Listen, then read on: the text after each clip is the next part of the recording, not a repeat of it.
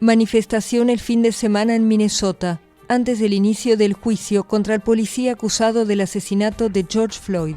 Miles de personas marcharon el domingo detrás de un ataúd blanco cubierto de rosas rojas para exigir justicia. Tenemos mucha esperanza, pero al mismo tiempo esperamos que no lo encuentren culpable, como suele pasar. Es el problema de la justicia estadounidense. Hay un doble rasero.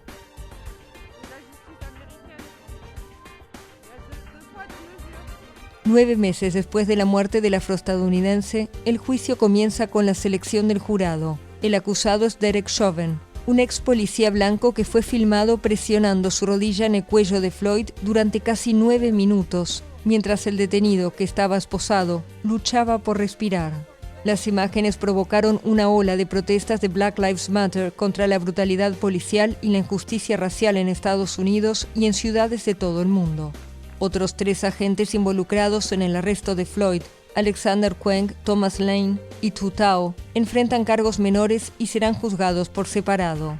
Todos los involucrados fueron despedidos por el Departamento de Policía de Minneapolis. Se calcula que no habrá un fallo antes de fines de abril.